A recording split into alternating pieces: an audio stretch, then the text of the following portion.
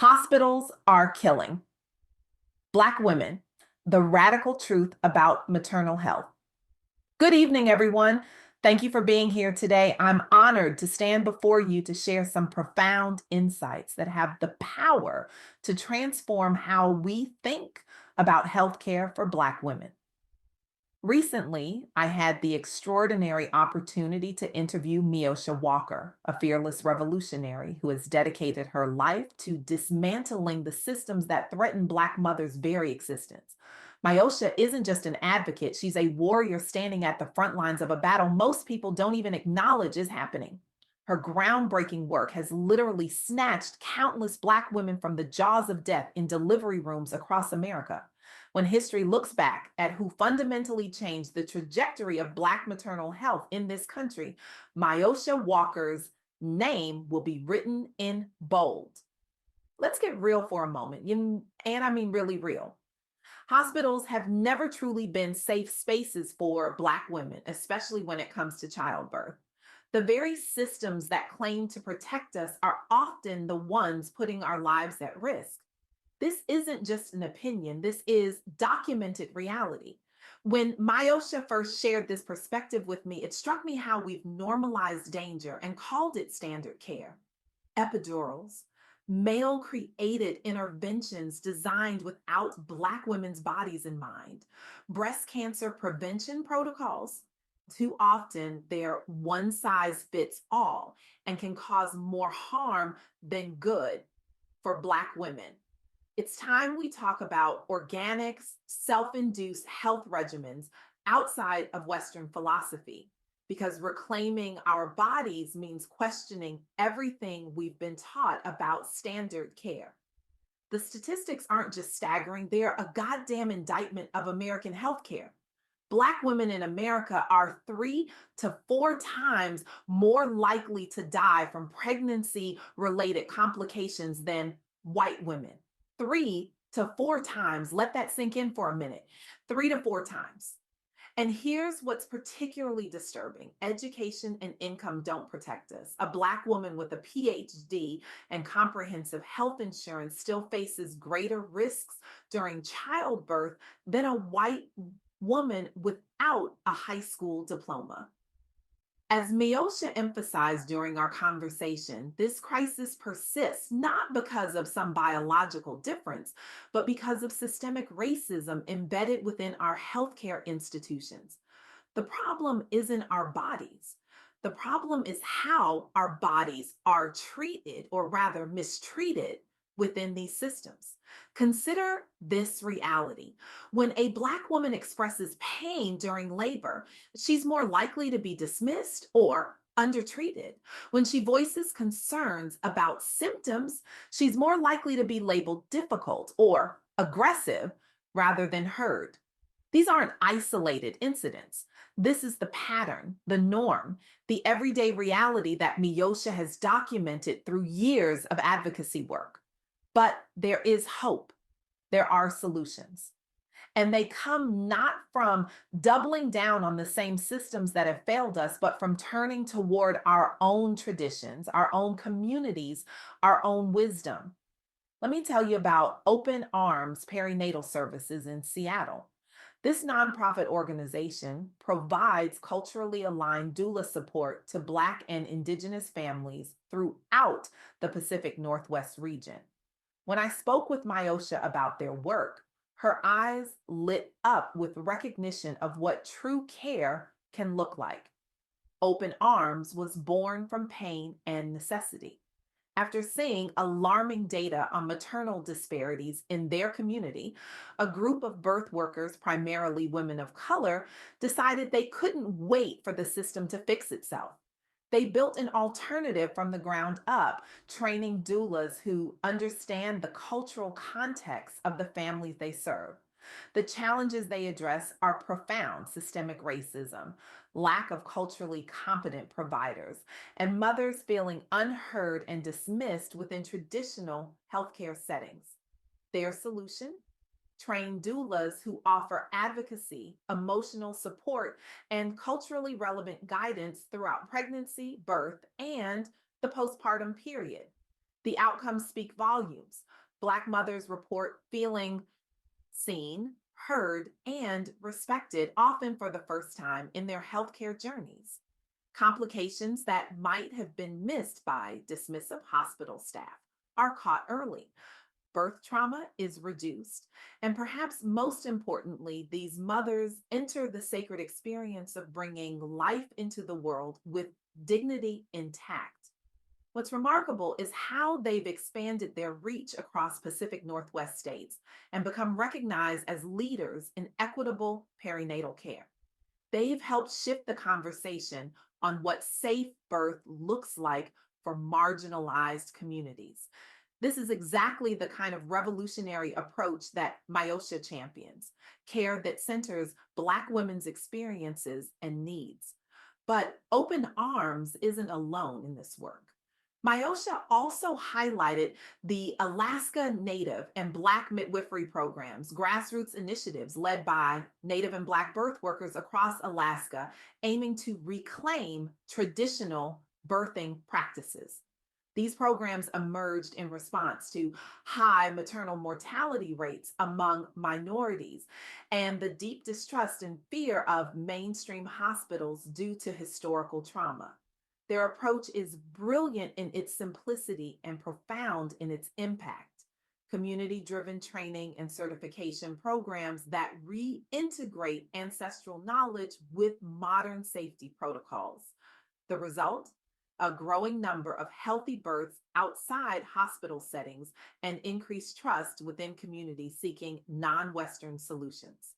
One midwife from this program shared a story that perfectly illustrates what's at stake. She assisted a young Black mother who had previously experienced a traumatic hospital birth where her concerns were ignored, leading to complications that could have been prevented.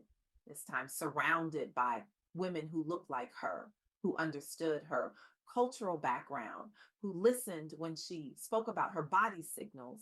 She had a completely different experience. I felt powerful, the mother later said. I felt like my ancestors were with me. I wasn't afraid.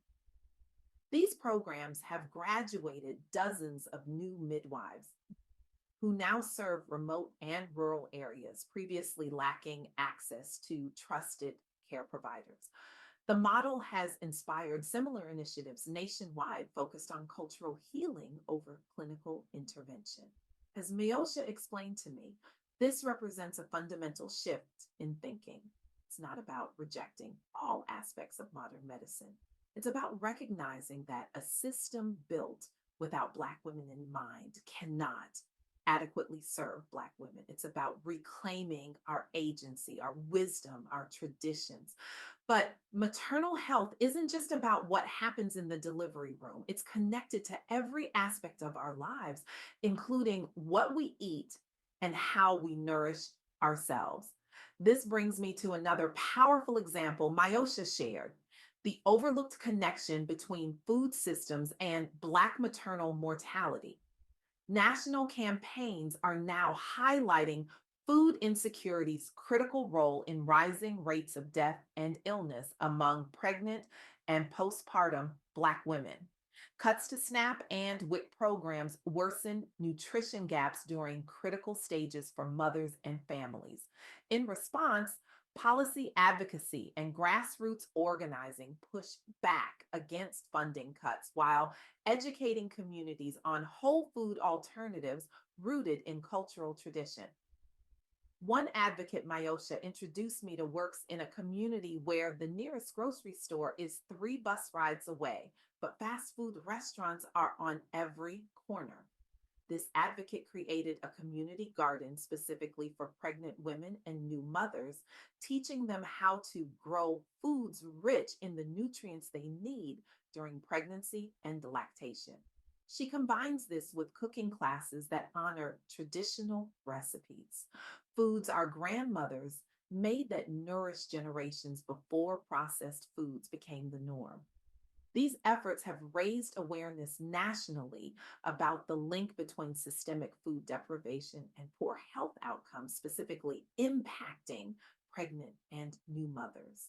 The movement was sparked by personal stories from advocates who experienced both medical neglect and nutritional barriers during their pregnancies. What's powerful about this approach is how it has influenced public discourse around the intersectionality between racism, nutrition, and healthcare policy impacting reproductive justice movements nationwide. It has broadened our understanding that true wellness requires holistic support, not just clinical intervention for thriving generations. As Myosha powerfully stated during our interview, healing doesn't come from the same systems that harmed us in the first place. This truth resonates deeply when we look at the evidence. The revolution in Black maternal health that Myosha Walker advocates for isn't just about better hospital protocols or more diverse medical staff, though those things matter. It's about fundamentally reimagining what care looks like.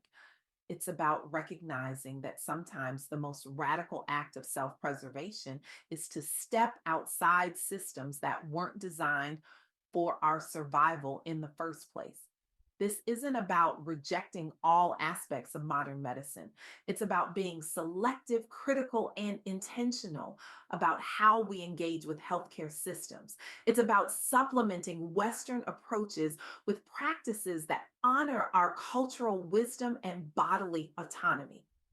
Myosha's work reminds us that Black women have always been healers.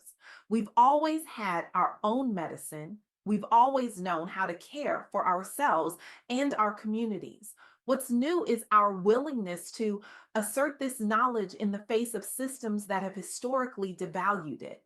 The poet Audre Lorde once said, "And caring for myself is not self indulgence, it is self preservation, and that is an act of political warfare."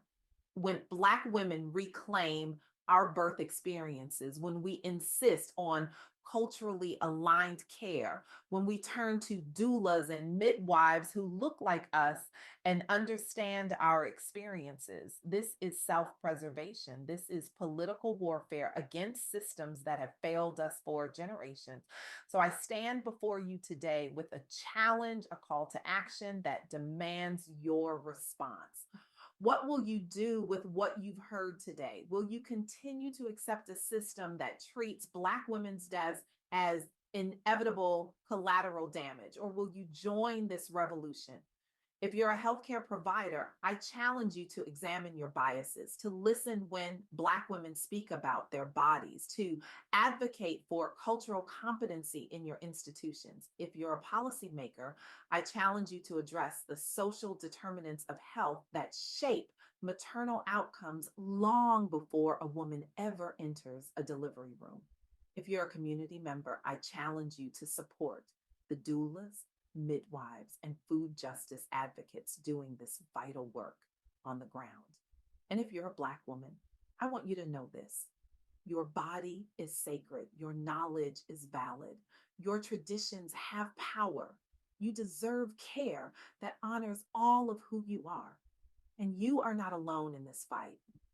The future of Black maternal health depends on our collective willingness to disrupt, to challenge, to rebuild. As Myosha Walker has shown us, another way is possible. Not just a way where fewer Black women die, though that is urgent, but a way where Black women thrive, where bringing life into this world becomes an experience of joy, power, and ancestral connection. This is the revolution we need.